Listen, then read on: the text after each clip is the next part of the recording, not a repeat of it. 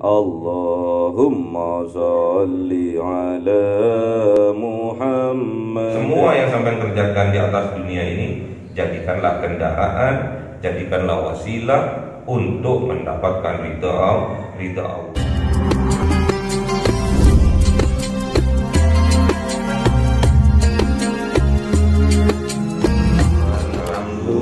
Alhamdulillahi Rabbil Alamin.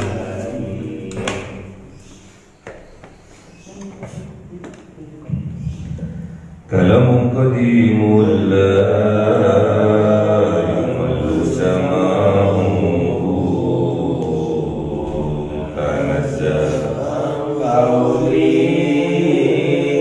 wa fi'li wa niyati bihi astaghfi min kulli dari wa nuruhu dalilul liqalbi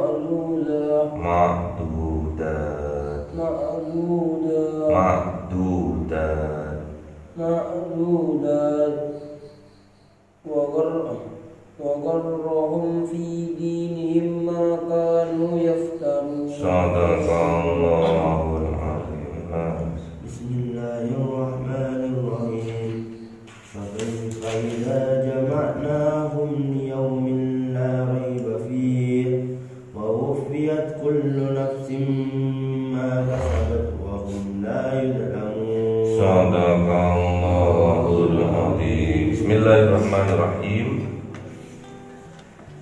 Innalladzina yakfuruna bi ayatillah. Sesungguhnya orang-orang yang kafir, yang menutupi hatinya yang enggak mau melihat kebenaran di ayatillah, terhadap ayat-ayatnya Allah. Ayat-ayatnya Allah itu ada dua. Yang pertama ayat-ayat kauliyah, yang kedua ayat-ayat kauniyah. Wa yaqtuluna an-nabiyyin, dan mereka itu membunuh para nabi bighairi haqqin, tanpa hak, tanpa dibenarkan. Membunuh itu tidak benar, dosa besar. Wa yaqtuluna alladziina, dan mereka juga membunuh orang-orang yang ya'muruna bil qisti, yang mengajak mereka, menyuruh mereka, memerintahkan kepada mereka bil qisti, untuk berbuat keadilan. Minan nas, dari manusia. Fabashirhum bi'adzabin alim, maka sampaikanlah ya Muhammad kepada mereka kabar gembira ini, bi'adzabin alim, dengan azab yang amat pedih. Jadi kebiasaannya orang kafir, orang Bani Israel zaman dulu, zaman old, itu tidak mau terhadap petunjuk-petunjuknya Allah, tidak mau tatkala diberi nasihat oleh utusan-utusannya Allah, dibacakan ayat-ayatnya Allah, nggak mau dipraktekkan oleh para nabi, para rasul, tingkah laku yang baik nggak mau ikut. Bahkan mereka itu membunuh para utusannya. Para nabi itu loh dibunuh oleh kaum Bani Israel. Salah satunya yang dibunuh adalah Nabi Yahya dan Nabi Zakaria. Itu dibunuh. Nabi aja dibunuh, apalagi cuma yainya. Nabi aja dibunuh. Kenapa kok mereka dibunuh? Karena mereka itu mengajak kepada keadilan, mengajak kepada kebenaran. Gak mau mereka itu, maunya bebas, melampiaskan hawa nafsunya tanpa ada aturan yang mengikatnya. Buasnya, buas, apa namanya kalau sekarang, free man. Terus di bahasa Indonesia kan jadi preman. Free man, free, bebas. Man, manusia. Terus di bahasa Indonesia kan jadi preman, manusia yang bebas tanpa aturan. Membunuh, berzina, itu namanya preman. Biasanya hidupnya preman ini kebanyakan di jalan, di embongan. Tahu apa namanya sekarang itu? Anak apa itu? Anak apa? Anak pang. Ininya apanya ini? Ditindik itu, terus dikasih umur itu. Itu namanya anak pang. Hidungnya ditindik. Itu kebanyakan hidup di jalan, tidurnya di jalan. Padahal ada juga anak pang itu anak seorang dokter. Jadi kalau dia mau ngepang, dia keluar dari rumahnya pakai mobil, terus mobilnya dititipkan, diparkir, terus dia ganti pakaian, terus jalan-jalan sama teman-temannya di jalan. Gak mandi, pergaulan bebas mereka lakukan. Makanya banyak anak pang itu mati kemarin gara-gara kena air. Kena apa? Kena air, kena virusnya. dibunuh. Orang yang mengajak kepada ke arah kebenaran dibunuh oleh orang kafir itu. Orang yang ngajak ke arah kebagusan dibunuh oleh orang kafir, menandakan bahwa mereka itu tidak suka terhadap orang yang mengajak ke arah kebaikan. Seolah-olah jadi momok, seolah-olah jadi ancaman bagi mereka yang kebiasaan mereka, kehidupan mereka sehari-hari hidup dengan bebas. Saya dibuat aturan-aturan, saya dibuat gini, saya mau hidup semau gue. Mereka tuh nggak mau diatur-atur. Itu namanya free man atau preman, mental preman. Ya. Fabashirhum, Allah menyampaikan kepada kanjeng Nabi Muhammad, fabashirhum ya Muhammad, maka berikan kabar gembira kepada mereka ya Muhammad, bi'adzabin alim, dengan azab yang amat pedih. Kok iso suruh sampaikan kabar yang gembira, kabar bahagia, tapi yang dikasihkan adalah azab. Semua orang itu tatkala dikasih kabar gembira pasti senang semua. Misalkan, Mas, sampai dapat juara 1, cari sopo? Iya, cari Bu Guru tadi, dikasih tahu aku. Iya tadi, itu udah gembira luar biasa sudah. Belum dipanggil ke atas panggung untuk menerima piagam, untuk menerima piala, sudah sangat bahagia. Mas, kemarin sampai waktu ikut lomba itu juara 1, temenan nggak? Iya, kata panitianya gitu. Nanti pas tanggal 17 Agustus nanti diumumkan loh. Temenan tak? Udah bahagia. Jadi kabar itu bisa merubah rasa yang ada di dalam hati seseorang. Makanya sampean harus pandai-pandai memanage jiwa, pandai-pandai memanage mental kita. Karena apa? Kabar yang kita terima melalui kuping kita ada 2 kabar pastinya. Yang pertama yaitu kabar gembira, yang kedua kabar duka. Siap-siap sampean dengan 2 hal ini.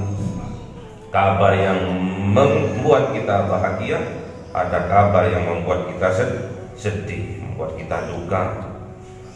Kita sebagai manusia yang beriman harus pandai-pandai bisa memanage dua rasa ini, 2 kabar, baik itu membahagiakan atau itu menyedihkan. Mental kita harus kuat. Mas, sampean mau dinaikkan jadi manajer, cari sopong, cari bos, karena sampean itu kerjaannya bagus. Mendengar mau dinaikkan, dipromosikan, dinaikkan jabatannya, udah luar biasa bahagia. Tapi kebahagiaannya itu jangan sampai kebablasan. Sebaliknya, Mas, bapak sampean kawan apa meninggal barusan, sedih, tapi jangan sampai kebablasan. Karena dulu ada seorang anak perempuan semester 5 dari kampus ternama di Malang ini, tinggal di Amam ini, terus curhat pada bapak, saya mau curhat. Apa? Saya sudah 1 tahun lebih nggak sholat, nggak puasa. Kenapa? Allah itu tidak adil.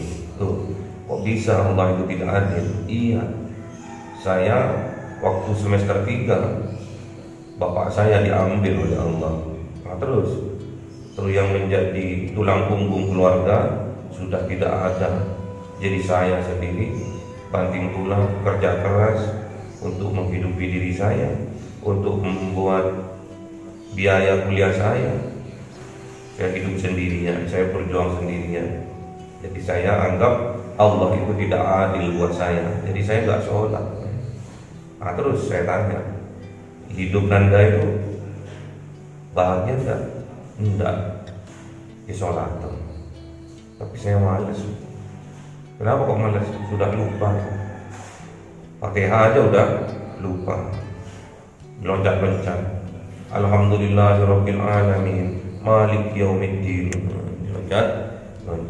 Jadi bapak ngajarin dia itu mulai dari nol lagi. Sudah nggak punya bapak, udah yatim, malah nggak sholat, malah nggak puasa, terus kehidupannya bebas. Alhamdulillah masih dikasih petunjuk oleh Allah. Makanya kita harus betul-betul bisa memanage jiwa kita, mental kita, apapun kabar yang kita terima, baik itu membahagiakan atau menyedihkan. Bukti bahwa kita beriman kepada Allah, iman kepada rukun iman yang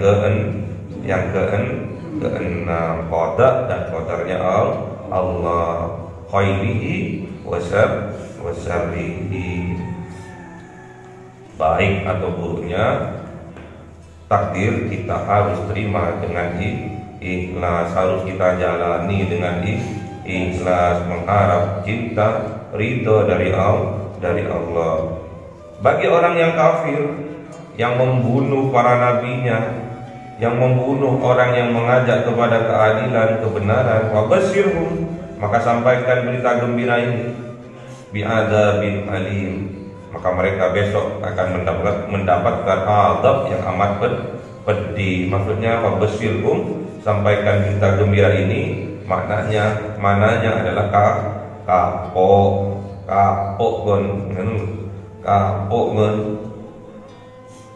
dapat azab yang amat pedih besok kapok.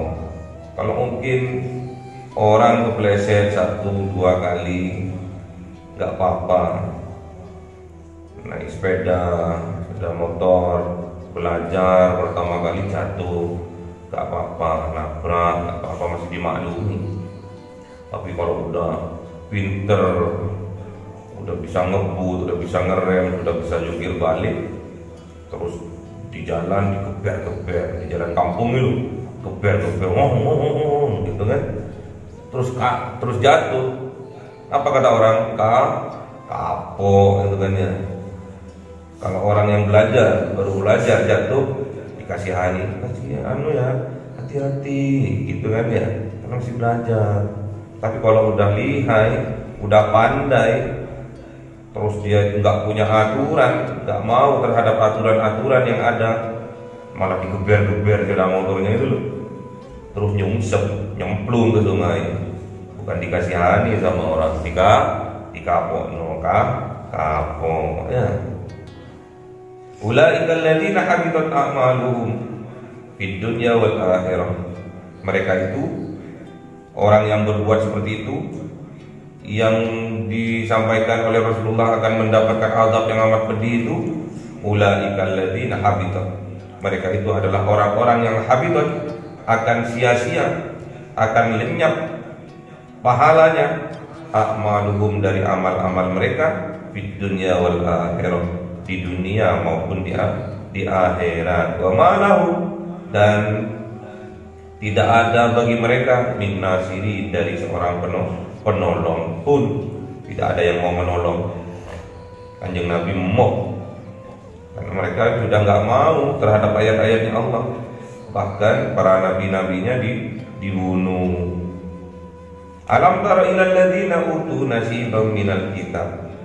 Alam tara, tidakkah kalian melihat, ilal ladzina, kepada orang-orang yang utu, yang diberikan kepada mereka nasibam, sebagian, minal kitab, dari kitab-kitabnya Allah, yud'auna ila kitabillah, dan diajak mereka ila kitabillah, kepada kitabnya Allah, liyahkuma bainahum, untuk menghukumi, untuk memutuskan bainahum, permasalahan di antara kalian. Tsumma, apa yang terjadi?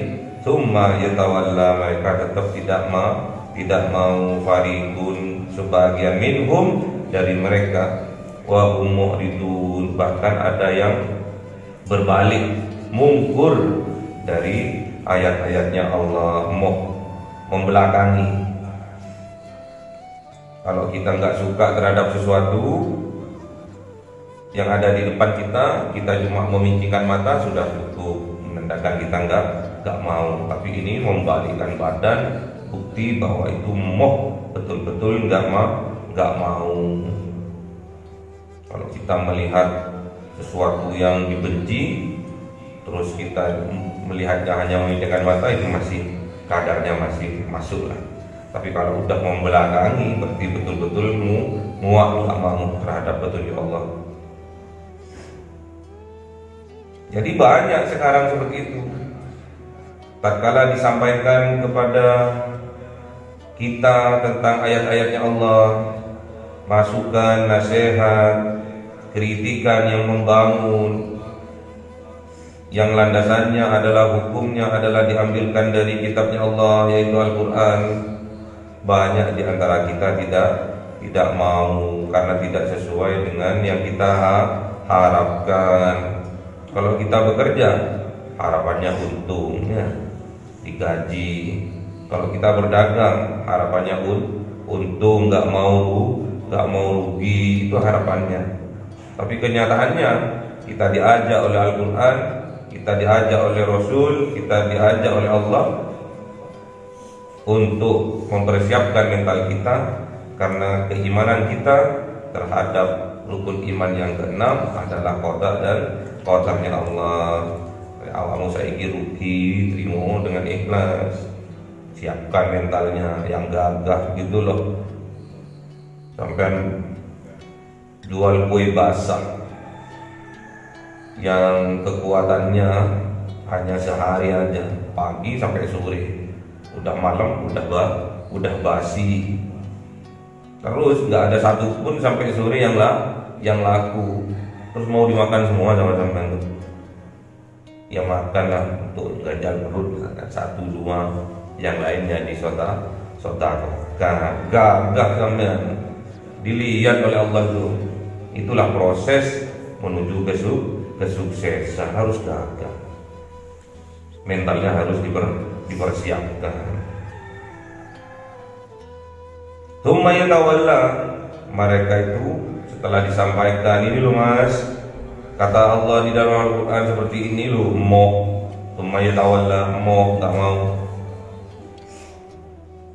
Lu kata Rasulullah melalui hadisnya gini loh, nggak mau. Bahwa ditun, bahkan mereka membelakangi, ngomong tok iki wong iki aku, mereka balik arah bahkan meninggalkan. Dzalika bi annahum, hal itu mereka itu punya keyakinan sebetulnya di dalam hatinya. Bi annahum, sesungguhnya mereka itu qalu, berkata mereka, lan tamassanan naru, dan tidak akan menyentuh api neraka itu illa ayyaman ma'dudat, hanya beberapa hari saja. Kalau dengan aku itu neraka itu koncoan, apa itu namanya, friendly, koncoan biar aku neraka. Aku mungkin diobong nih neraka cuma rong dino tok, awakmu sak lawase ngono. Wa gharrahum fi dinihim, dan mereka itu gharrah, bujuk, bohong, fi dinihim, di dalam agama mereka, maka yaftarun. Jadi mereka itu punya keyakinan kalau mereka itu ditakdir masuk neraka itu cuma masuk neraka ayyaman ma'dudat saja, hanya beberapa hari saja. Mereka itu nggak bakalan api neraka itu ngobong kulitku ini loh sampai lama, cuma beberapa hari aja. Neraka ambil aku itu udah koncoan, udah fair, aku kenal sama malaikatnya, penjaga neraka itu. Malaikatnya malaikat Malik, bumisnya itu loh gini, malaikat Malik loh, gak ono senyumnya belas. Kalau sampai kumisnya yang gini tuh gini, oh, adem itu nerakanya. Kalau sampean lihat orang kumisnya gini, terus alisnya itu nyatu gini, itu mirip malaikat maliknya. Wa gharrahum, mereka itu bujuan fi dinihim, di dalam agamanya mereka itu makanu yaftarun, maka mereka itu yaftarun, selalu ngada namanya bujuan ya, ngada tok.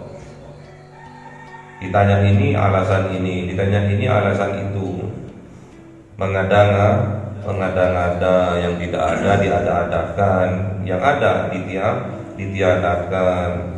Makanya kita kalau melihat seseorang itu, lihatlah kebaikannya, lupakan kejelekannya, langgeng sampai itu nanti bersahabat dari dunia sampai akhirat. Lihat konconya sampean elek, terus sampean nggak mau koncoan, jangan dilihat eleknya, lihatlah kebaikannya. Doakan sahabatnya sampean, doakan temannya sampean itu, doakan tetangganya sampean itu, semoga sama-sama semangat beribadah kepada Allah. Fa kaifa idza jama'nahum, maka bagaimana mereka itu idza jama'nahum, ketika mereka itu dikumpulkan besok, di yaumil la raiba fihi, di suatu hari la raiba fihi, yang dimana suatu hari itu tidak ada keraguan di dalamnya, yaitu hari kiamat. Wa fusiyat kullu nafsin, maka besok di hari kiamat itu wa wufiyat kullu nafsin, maka akan disempurnakan kullu nafsin, dari setiap jiwa pahalanya akan disempurnakan dari setiap jiwa, maka sahabat sesuai apa yang mereka kerjakan. Wahum la yuzlamun, dan mereka itu tidak akan terdolimi. Kalau baik akan dibalas 10 kali lipat, kalau jelek akan dibalas semisalnya satu saja. Kalau jelek satu ya satu, kalau baik satu dibalas 10. Besok di yaumil kiamah akan disempurnakan kenikmatannya. Kalau di dunia ini hanya 1%, udah disebar ke semua umat, ke makhluk hidupnya ini 1% itu. Besok di yaumil kiamah kita akan menikmati kenikmatan itu secara sempurna, yaitu 99% lebih baik dari yang di dunia. Makanya fokus kita adalah akhirat. Dunia ini sebagai wasilah, sebagai kendaraan untuk menuju akhirat. Jadi sampean bekerja, sampean makan, sampean mandi, sampean silaturahmi, semua yang sampean kerjakan di atas dunia ini, jadikanlah kendaraan, jadikanlah wasilah untuk mendapatkan ridha Allah. Enak sampean kalau sudah mendapatkan ridha Allah. Pulangnya besok, tatkala sakaratul maut, husnul khotimah, besok masuk surga bi ghairi hisab. Caranya, salah satu cara untuk mendapatkan ridha Allah adalah berbakti kepada kedua orang tua. Karena kata Rasulullah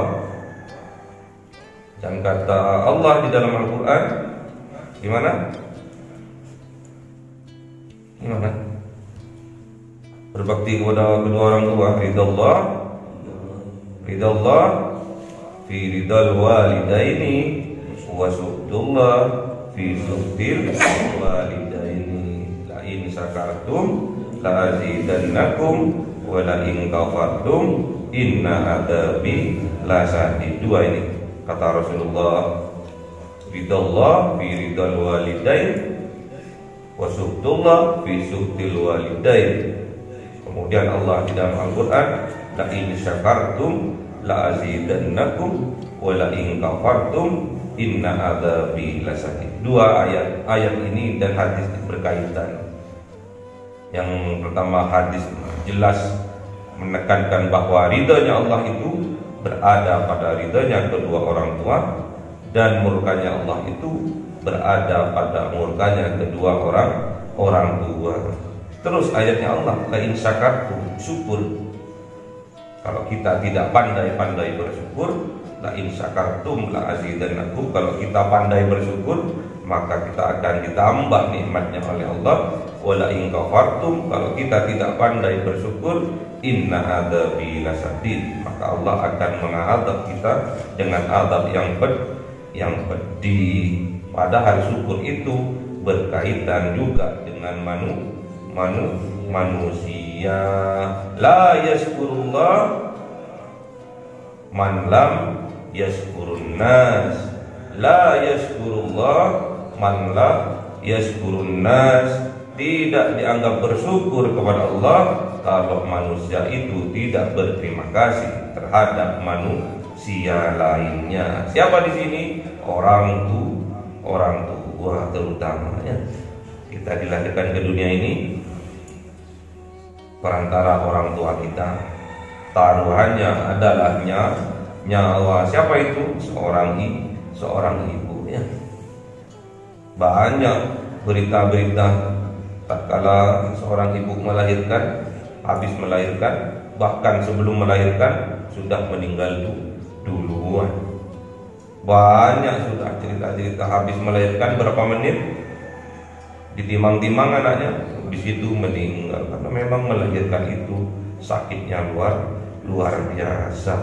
Taruhannya adalah nyawa. Makanya kalian harus berbakti kepada kedua orang tua, terutama ibu kita, karena al-jannatu tahta aqdamil ummahat, karena surga itu berada di bawah telapak kaki ibu. Kalau surga itu dilambangkan kesuksesan, berarti al-jannatu tahta aqdamil ummahat, berarti kesuksesan itu berada di bawah telapak kaki ibu. Maknanya apa?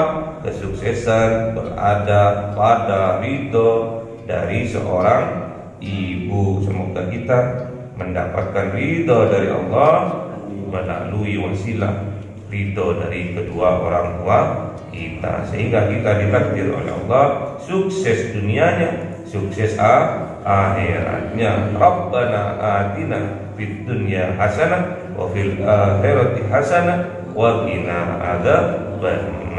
Allahumma arhamna bil Qur'an waj'alhu lana imama wa nura wa hudan wa rahma. Allahumma dzakkirna minhu ma nasina wa 'allimna minhu ma jahilna warzuqna tilawatahu ana al-laili wa atrafan nahar waj'alhu lana hujjatan ya